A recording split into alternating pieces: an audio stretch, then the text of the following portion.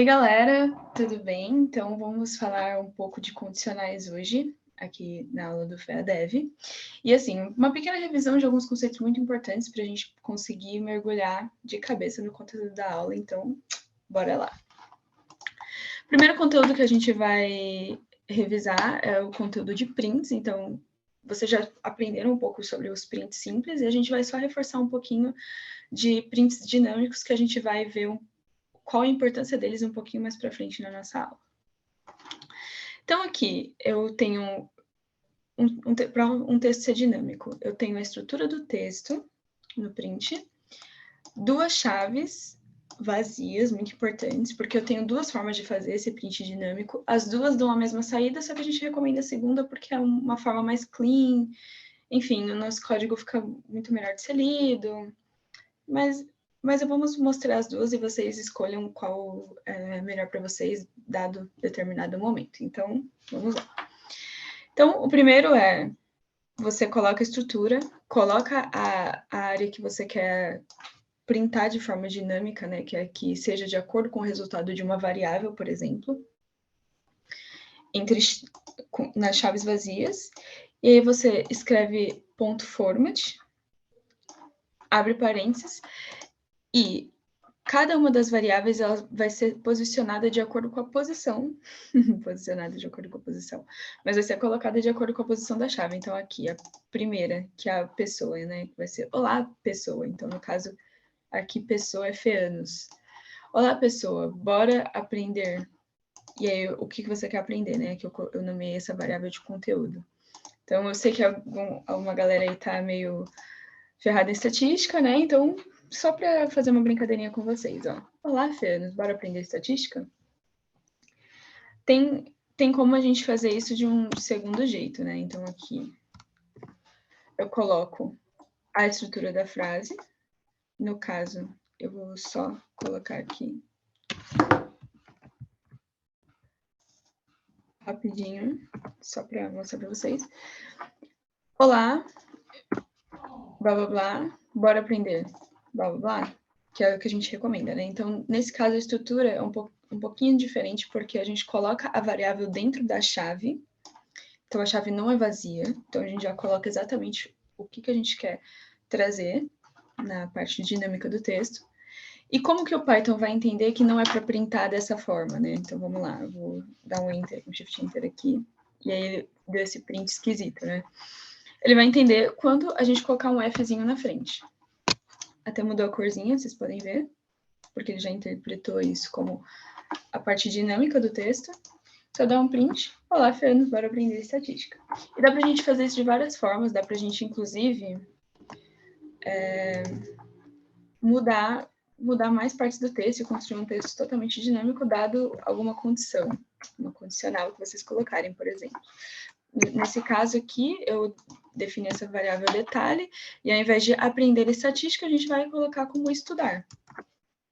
Olá, Fernando, bora estudar estatística? Enfim, dá para brincar bastante com isso, né?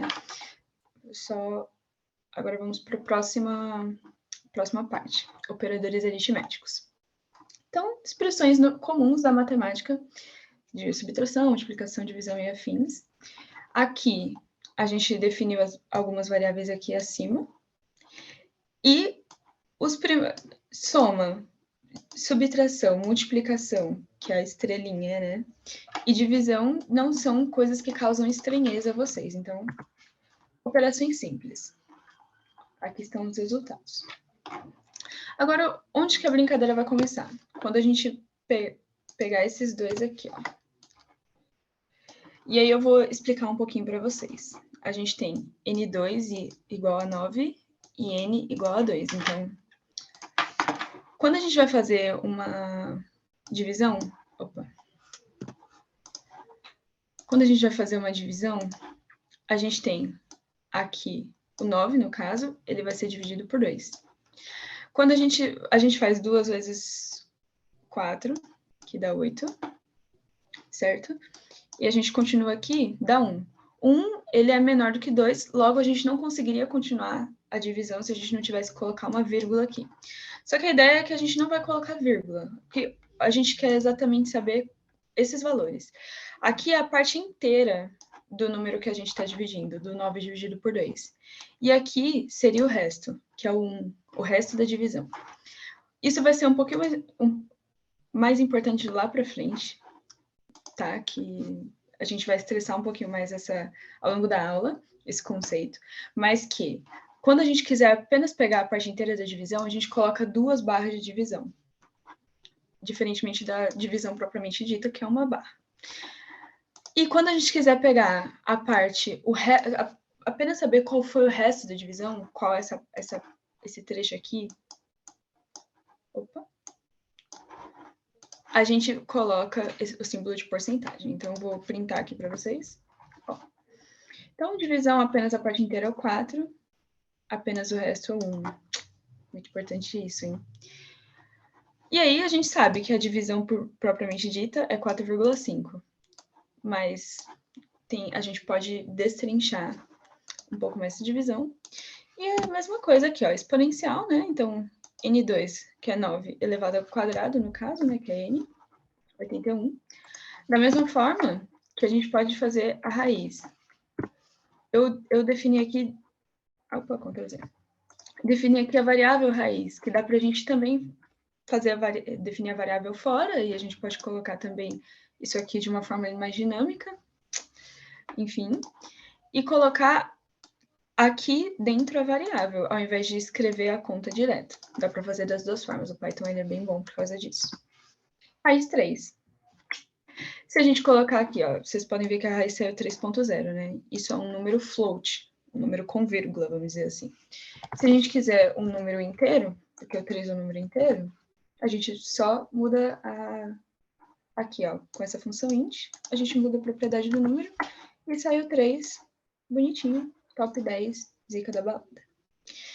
E agora a gente começa a introduzir mesmo os operadores de comparação, que vão ser coisas muito importantes que a gente vai usar para construir as expressões da nossa condicional.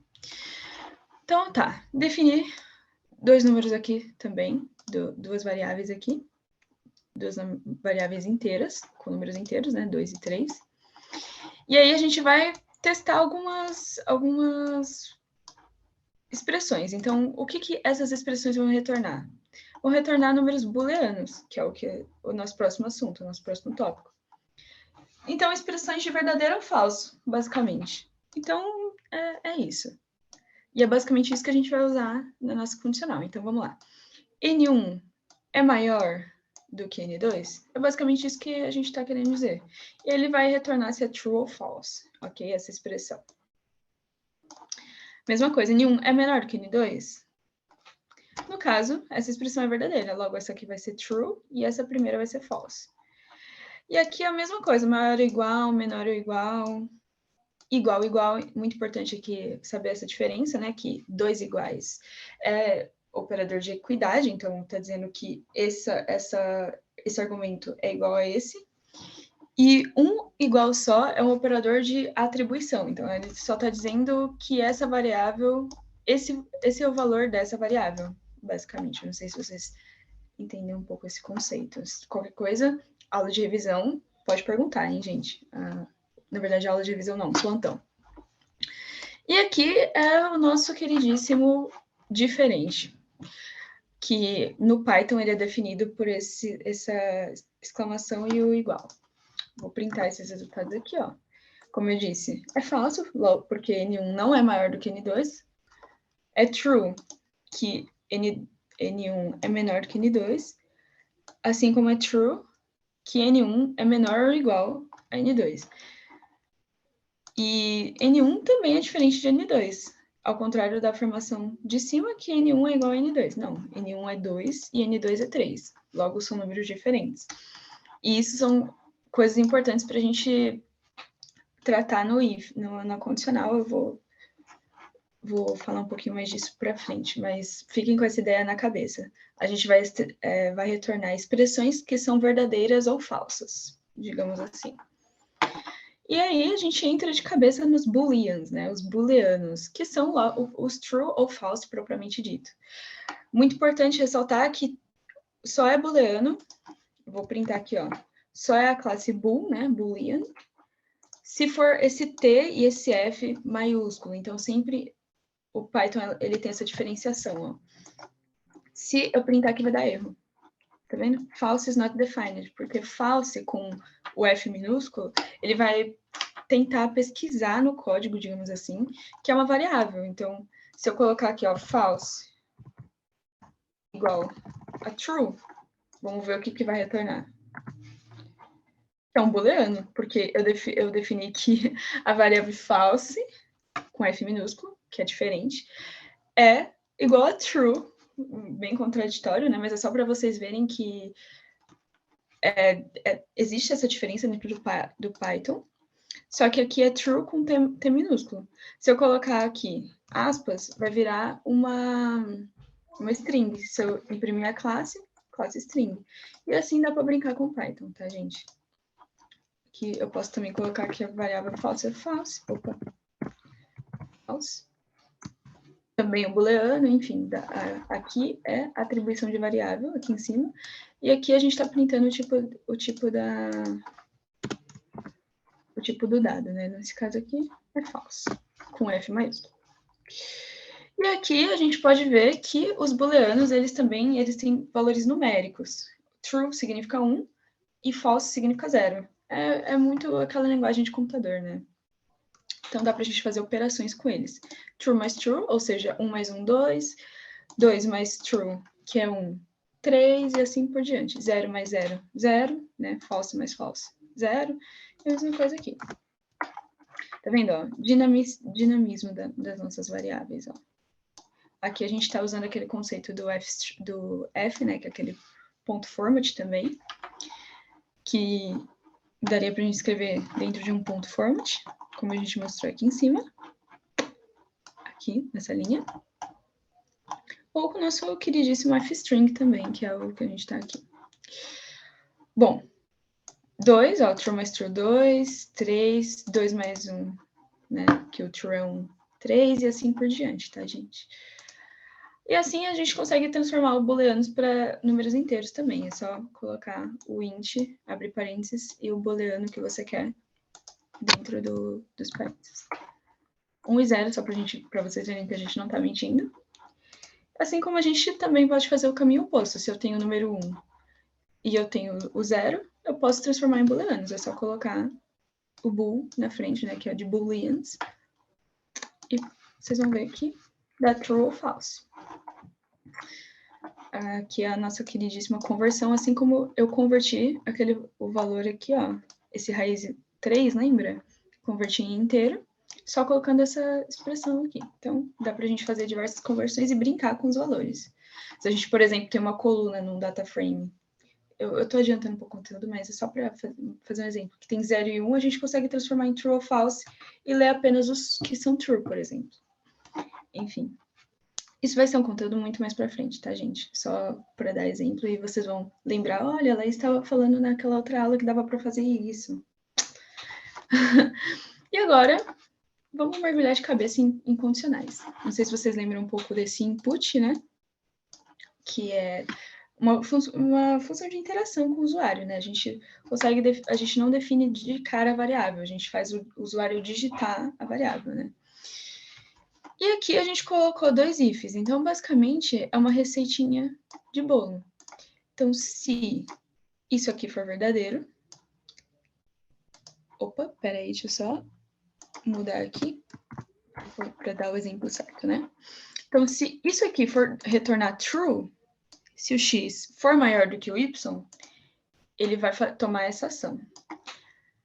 Aí a gente testa de novo, né? Se essa outra expressão aqui for true, ele vai tomar essa outra ação. Importante ressaltar que esse bloco aqui é totalmente diferente desse bloco aqui. O if, ele sempre inicia blocos de condicionais, tá? Vocês vão entender muito melhor quando a gente chegar nessa segunda parte, que é do else. Mas calma. Aguenta o coração. Se x é menor... Ah, tá. Nossa, pelo amor de Deus. Se x é maior que y, menor. Agora sim. Então, só voltando, né? Então, vamos testar aqui, né? Vamos inserir um valor, né? Eu dei Shift Enter. Vamos colocar 8, vamos colocar 9 de Y. X é menor do que Y. Top. Top. Assim, eu vou testar de novo. Então, aqui eu vou colocar um Y14, um X14, perdão, e um Y11. Logo, X é maior que Y. Então, ele testou essa condicional, ela foi falsa, então não fez nada. Só que essa condicional foi verdadeira, então ele deu esse print como saída. X é maior do que Y. Mas qual é o problema de você escrever dessa forma? Lembra que eu disse que os blocos de if, o if sempre inicia um bloco? Então, tipo, aqui é um bloco totalmente diferente desse. Então, se eu escrever, por exemplo, assim, vou deixar aqui escrito dessa forma só para vocês verem que vai printar os dois, tá? Mesmo isso aqui estando sintaticamente errado, ok? Só para exemplificar. Então, vou colocar um 6, vou colocar um 9 aqui. Aqui, x é maior do que y? Não, x é 6, y é 9. Logo, não printou. Aqui, x é menor do que y. Assim como eu defini aqui, de novo, x maior do que y, essa expressão, ele não printou, ele não tomou outra ação. Agora, se eu fizer ao contrário, 7, 4, ele printa duas vezes. Ou seja, ele testou a variável aqui e testou a variável aqui, porque são blocos de if diferentes. Mas isso não é performático para a gente. O ideal é, por exemplo, a gente testar um, se der errado, a gente vai para outra condição. Se não é um, logo é outro. Meio lógico, né? Então, aí que entra o nosso queridíssimo else. Então, vamos lá. A gente vai fazer, eu vou testar com o 7 e o 4 novamente. E vamos lá, 7, 4. 7, 4. Então, vamos... O que aconteceu, Laís? Vamos lá. Aqui, a gente iniciou um bloco de if e finalizou com else. Então, else também sempre finaliza um bloco de condicional. Então, o que está querendo dizer essa expressão aqui? Se isso aqui for verdadeiro, ou seja, x menor do que y, ele cai nessa ação aqui, nesse print. X é menor do que y. Caso contrário, esse else, tipo, a gente pode ler, tipo, caso contrário, caso a expressão de cima não for verdadeira, logo, só pode ser falsa, né? Ele entra no resto. Ele abrange todo o universo que a gente não definiu ali em cima. Logo, x é maior do que y, que é o caso, né? X é maior do que y. Da mesma forma que eu vou rodar de novo, vou colocar um x menor do que y para entrar na primeira condição. Então, 5, 8. X é menor do que y. Então, assim, isso aqui é muito mais eficiente, porque a gente testa essa expressão as duas vezes. A gente não precisa ficar escrevendo se assim, se não, se assado. Quando a gente vai escrever poucas linhas de código, isso não faz tanta diferença, mas quando você começa a escrever códigos gigantes, é muito importante a gente otimizar mais o tempo e testar a variável de uma vez. Principalmente se forem duas variáveis só. Mas, Laís, a gente não tem só duas possibilidades. A gente tem a possibilidade 1, que é do x ser menor do que o y, a possibilidade 2 do x ser maior do que o y, e uma possibilidade terceira, que é do x ser igual ao y. Então, eu vou rodar esse código aqui de novo, com else. Vou colocar 4 no x e 4 no y. A gente não definiu nenhum argumento pro x igual ao y, certo?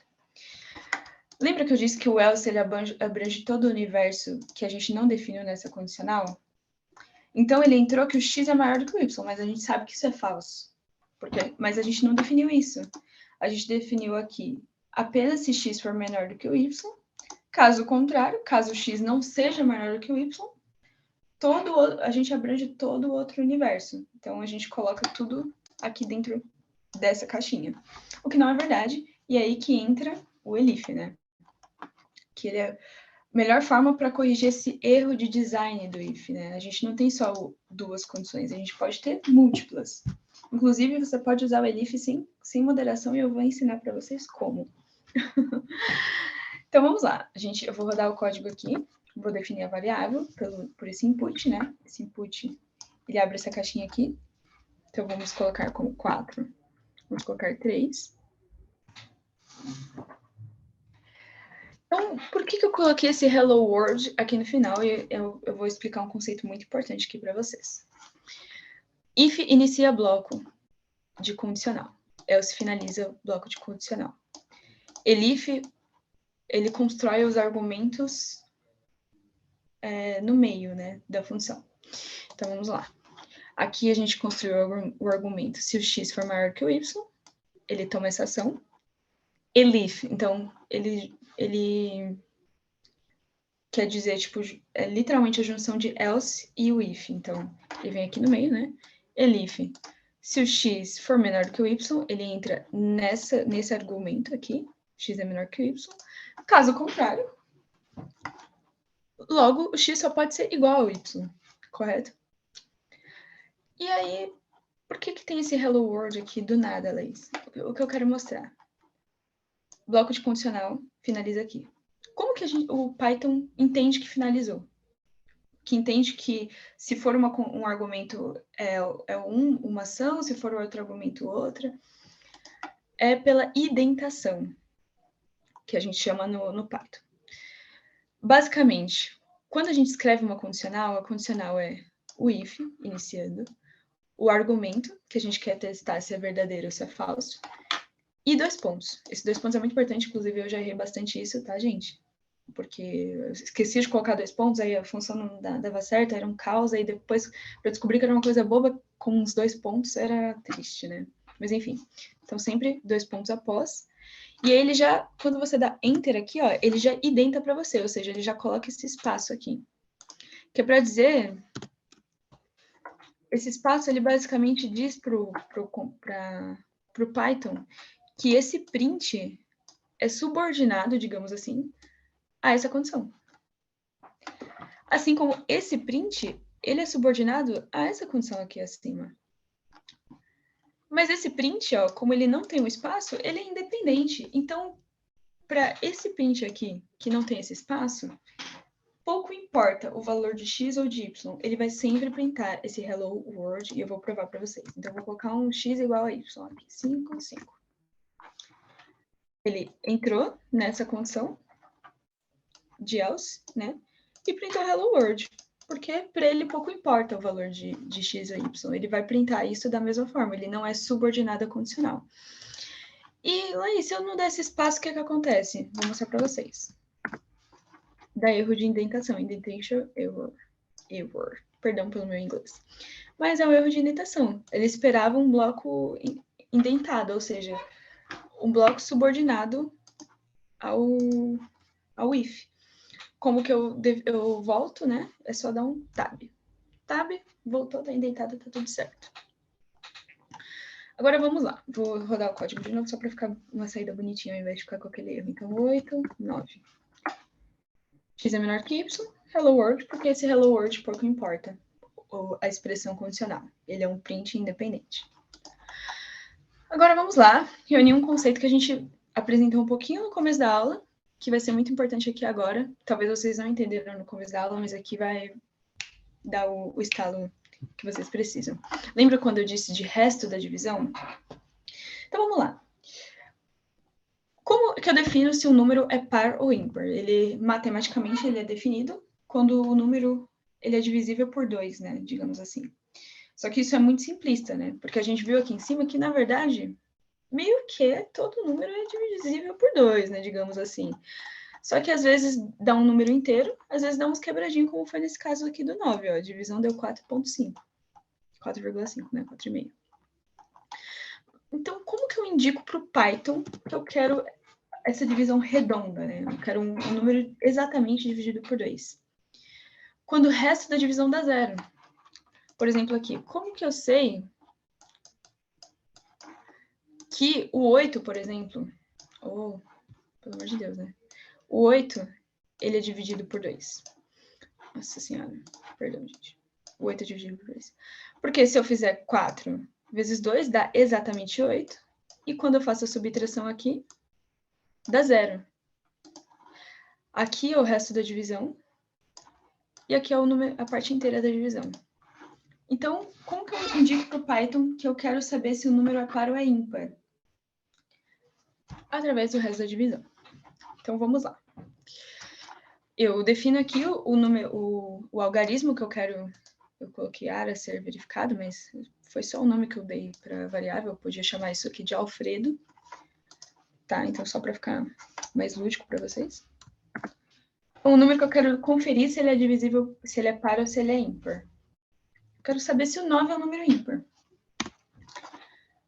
Ele entrou no nosso bloquinho aqui, ó, de if else, e ele saiu que é ímpar. Então, explicando melhor essa expressão aqui. Eu inseri o número a ser verificado e defini uma variável como número a ser verificado, resto da divisão por 2. Então, quando dividido por 2, é basicamente isso que isso aqui quer dizer, esse bloco todo aqui. Quando dividido por 2, esse número aqui gera quanto? Essa expressão aqui, no 9, esse verif saiu com 1. Então, eu vou mostrar aqui para vocês. Vendo? Ó, resto 1, como foi aqui mostrado aqui no nosso querido Paint. Resto 1. Lembra que eu disse que o print, na verdade, eu não sei se eu falei mais dessa definição, assim, que a gente pode definir como, rapidinho aqui, basicamente, exibir mensagens na tela.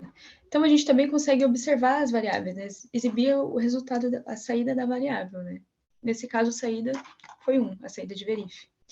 E vai mudar a saída quando eu colocar um número que eu sei que é par, né, no caso. Então, 8, ó, printou é par, ele entrou nesse bloco. Ele viu que verif, ele é diferente sim, ele é igual a 0, né? Essa expressão aqui quer dizer, só vai sair verdadeira se o verif for diferente de 0, ou seja, nesse caso aqui, saiu verdadeiro porque ele era 1. Agora, vai sair falso porque eu coloquei o 8, e o 8 é par. 8 é igual a 0, logo essa expressão é falsa e entra no resto, no outro universo. Então, é par. Se eu printar o verif, 0. E aí a gente entra para brincar com as saídas desse if else. Então, a gente pode definir algumas variáveis de acordo com a condição acima, né? Então, bora lá, né? Assim como eu vou fazer esse mesmo processo aqui, só que ao invés de só dar um print, eu vou começar a deixar isso um pouquinho mais robusto. Eu vou definir uma variável de acordo com a condição, e nesse caso aqui, essa vai ser uma conta. Uma conta simples. Então, se for ímpar, eu quero que faça 2 vezes 2, mais o número que eu joguei lá em cima. Caso contrário, eu faço 3 elevado o número que eu joguei lá em cima. Caso seja par, por exemplo. Então, eu vou colocar um 2 aqui. E aí, aquilo lá que eu falei, né? Dá pra gente fazer um textinho dinâmico, dado a saída de uma variável. Então, o resultado da nossa verificação é 9. Porque esse número é par, né? Ele entrou nesse outro universo do else, que foi o número que eu digitei 2. E o print é da expressão 3 elevado ao quadrado, né? 3 elevado a 2. Porque caiu nesse universo. Então, a gente definiu a variável, ó, as duas têm o nome de resultado, mas se entrar nessa condição, se essa parte for verdadeira, resultado vai ter um valor. Caso contrário, o resultado vai ter outro valor. Aí eu vou só mostrar para vocês com um número ímpar. Vou colocar um número ímpar baixo só para... Número 3, vou printar o resultado. O resultado da verificação é 7. E, enfim, como eu disse, ó, esse print não é indentado, então esse print é independente do resultado. Eu consigo muito bem colocar ele aqui, ó. 8. Aí o número saiu bem extenso, né? Porque é 3 elevado a 8, no caso, porque ele é par. Enfim, Aqui o print vai ser de qualquer jeito, dá para colocar ele dentro da condicional, se eu identar, ó. E aí, se cair nessa condição, define resultado e printa isso. Se cair nessa outra, define o resultado e print isso. E aí, aqui, esses prints estão subordinados ao if. Só para deixar um pouquinho mais claro essa ideia para vocês. Aí, aqui eu consigo também escrever de outra forma, né? Aqui eu defini uma variável para colocar essa saída, e aí eu coloquei a variável, que ela é diferente de 0. Aqui eu já coloquei a continha direto, né? Eu limitei a expressão pelos parênteses. E ela vai dar a mesma coisa, tá, gente? Eu vou colocar o 8 de novo, só para mostrar para vocês. E vou printar aqui. Mesmo resultado, mesmíssimo.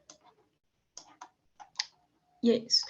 E aqui vamos falar um pouquinho de ineficiência. Lembra que eu disse que o if, ele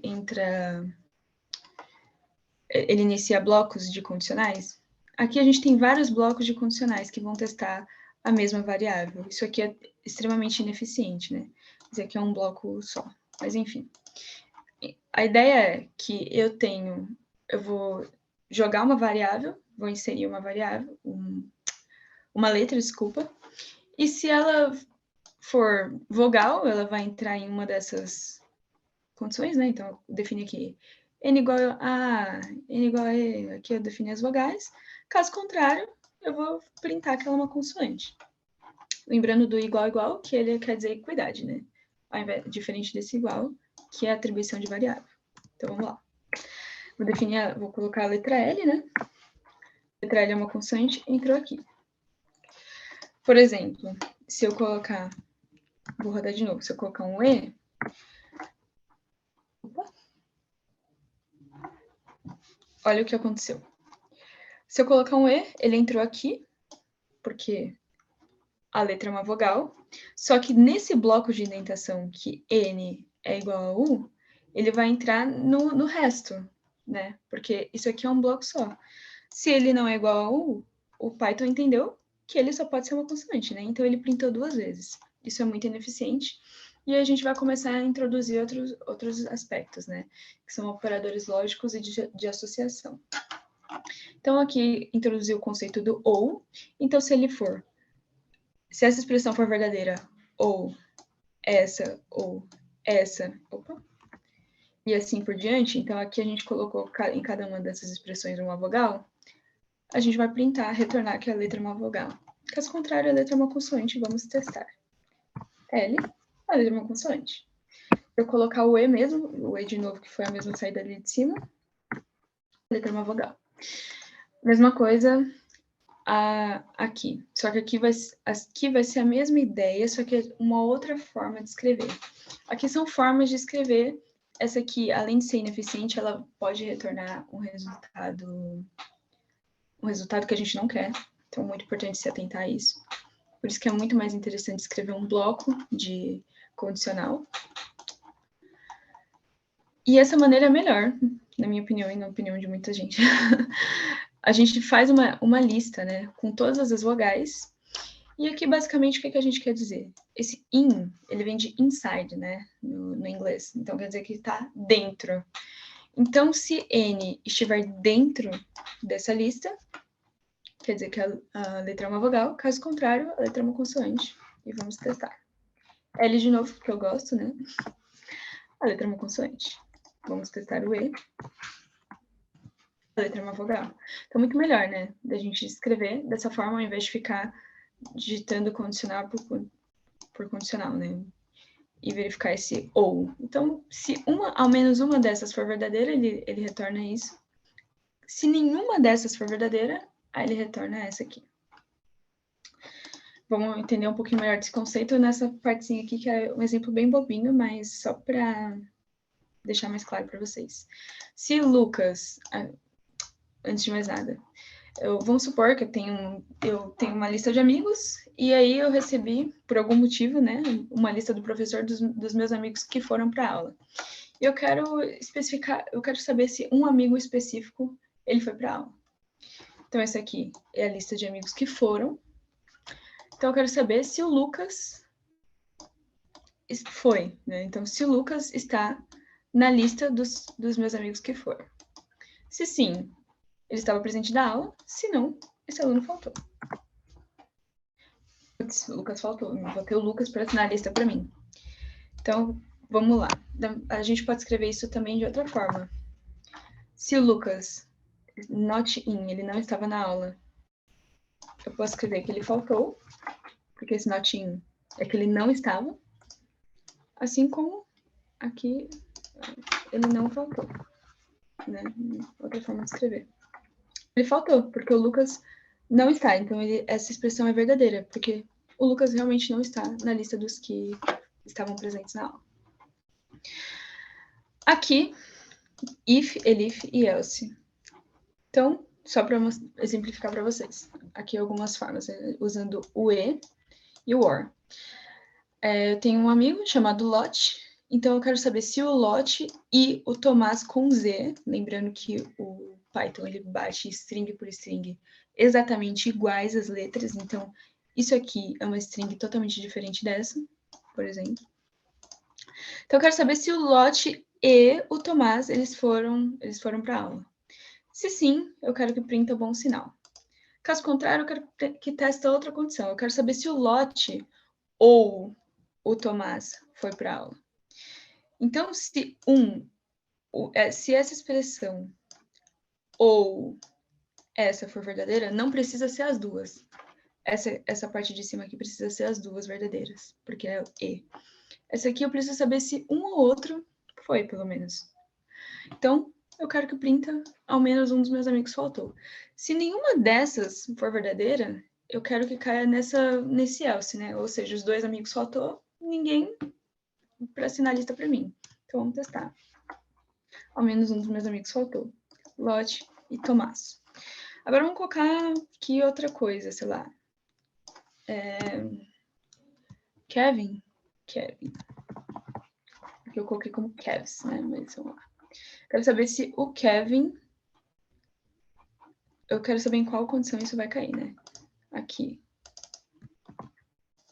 Se o Kevin e o Tomás foram, se o Kevin ou o Tomás, ou se nenhum dos dois. No caso, os dois faltaram. E aqui, para só deixar um pouquinho mais claro essa parte do or, né? Então, e unindo o conceito, eu quero saber o in ou, né? Mesma coisa. Eu quero saber se o Lucas ou o Lot foi. Pelo menos um deles foram. Tem amigos para assinar a lista para mim. Caso contrário, então se aqui for o Kevin, por exemplo. Opa! O Lot foi, né, no caso.